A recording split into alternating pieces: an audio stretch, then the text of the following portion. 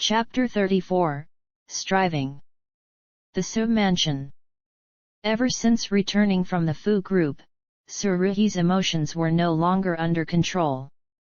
Jealousy and resentment filled her eyes, and even her usually pitiable and adorable face had a touch of ferocity. The maid cleaning the living room was so startled by Su Ruihe's expression that she almost dropped the cup in her hand. Ignoring the maid, Su Ruihe stomped up the stairs and rushed upstairs. Feng Manqin had just finished applying a facial mask and walked out of her bedroom, only to see Su Ruihe angrily slam the door. Feng Manqin paused for a moment and then followed her. Inside the room, Su Ruihe was frantically sweeping the bottles and jars on the dressing table to the ground. The sound of shattering glass was like thunder, causing hearts to tremble. Feng Manqin's well-maintained smile faded slightly. With a slight furrow of her brow, she stepped forward. "Ruihe, what's going on?" Upon hearing her mother's voice, Su Ruihe burst into tears. She ran into Feng Manqin's arms, tears dripping down like rain. Feng Manqin cherished Su Ruihe dearly, as she was her only child. She patted her daughter's back and comforted, "Don't cry, Ruihe. Tell Mom, who bullied you?" Su Ruihe's tears flowed uncontrollably. "Mom, Jing Zhou brother said he likes Su Wan Ci. He even said that he got engaged to me just to make Su Wan Ci sad. He said he doesn't actually like me." Hearing this, a hint of malice appeared in Feng Manqin's eyes. She wiped away Su Ruihe's tears and her tone turned cold. "Stop crying, Ruihe.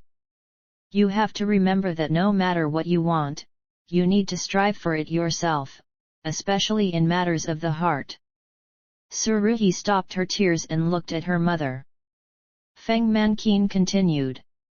"Ruihe, Fu Jing Zhou is still interested in that little wench only because he hasn't won her over yet. Men are all the same. Once they have someone, they stop treasuring them." Su Ruihe asked, "So, should I personally send Su Wan Ci to Jing Zhou brother's bed?" She had finally managed to drive a wedge between Fu Jing Zhou and Su Wan Ci. Feng Manqin scolded Su Ruihe with a glance. "Ruihe, there are many ways to make a man forget a woman. When necessary, you can even destroy her." Su Ruihe's pupils shook. Feng Manqin touched her hair and spoke more gently. The malice in her eyes receded a bit. "Ruihe, if you want to capture a man's heart, you have to rely on strategies and tactics. In your current situation, you can't confront Su Wan Ci and Fu Jing Zhou head-on. Fu Jing Zhou didn't have much affection for you to begin with. Right now, you're at best just a pawn to him. Ruihe, what you need to do is find a way to ensure this pawn is always in an unbeatable position. Grasp the opponent's weakness firmly, instead of exposing your thorns and tearing the face off the opponent just for the sake of pride." Su Ruihe understood what to do now. Seeing her daughter grasp the concept, Feng Manqin nodded with satisfaction. "Ruihe, you must never forget, showing vulnerability is the ultimate weapon for a woman to win. In this world, what man doesn't like a delicate and understanding woman being too forceful will only make a man weary." After Feng Manqin left, Su Ruihe contemplated how to win back Fu Jing Zhou. She had already called him several times, but he hadn't answered a single one. Now she needed to find an opportunity, not allowing him to become annoyed with her. Su Ruihe paced anxiously in her room. Just as she was at a loss, she suddenly heard a voice from downstairs. "Sir, you're back." Su Ruihe walked out of her room and stood at the staircase, looking down at the steps, her mind starting to form an idea. Downstairs, Feng Manqin was complaining to Su Cern about the situation between Fu Jing Zhou and Su Wan Ci. "Husband, from the current situation, General Fu still can't let go of Su Wan Ci. Even though he's engaged to Ruihe, there's no guarantee he won't cancel the engagement. Su Ruihe handed his coat to her. What are you planning now?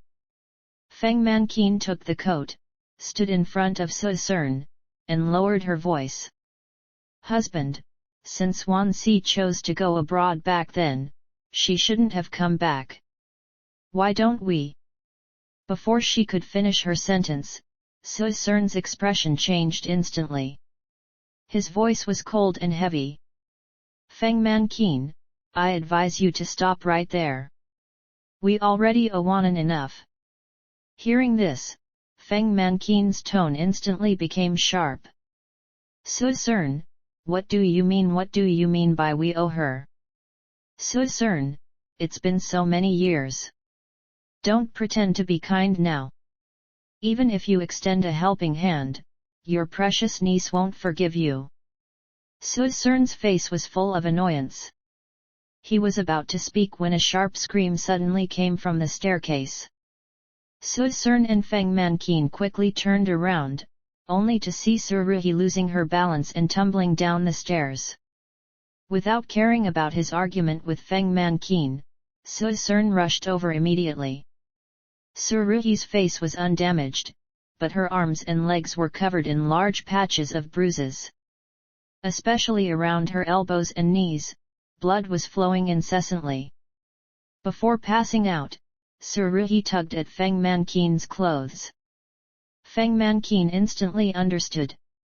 She shouted to Su Ruihe. Hurry, take her to Hualien Hospital. Meanwhile, at the same time, on the other side, Ji Tang had just finished his endorsement and was getting into the car with Zhuangqing, planning to go to a restaurant for a nice meal. Unexpectedly, as soon as the driver started the car and turned at a corner, a black Toyota Highlander sped from another road at a tremendous speed. The driver couldn't dodge in time, and the Toyota Highlander crashed into the left rear of Ji Tang's car. Due to the enormous impact, the entire car flipped over. Without stopping, the Toyota Highlander that hit them continued driving without any concern for the people inside Ji Tang's car. The driver stepped on the gas and turned onto another road, disappearing. Soon, a military off-road vehicle that had been chasing the Toyota Highlander stopped next to Ji Tang's overturned Mercedes. The passenger side door opened, and a tall and handsome man stepped out. With sharp facial features exuding a hint of indifference. His pitch-black eyes were sharp, and his thin lips were tightly pursed. He strode towards the overturned Mercedes. Opening the car door, his cold gaze swept over the three people inside the car. Then, he lifted the most seriously injured Ji Tang out first. On the military off-road vehicle, the driver's side door was opened, and another man swiftly came to Su Jinyi's side. Looking at the direction the Toyota Highlander had fled, he asked in a deep voice. Team Leader Su, should we continue chasing? Su Jinyi looked down at Ji Tang, who was injured, and furrowed his brows. He said, save him first. The other man nodded, swiftly helped the injured Zhuangqing and the driver out of the car, and assisted them onto the military off-road vehicle. Then, they headed to the nearest hospital.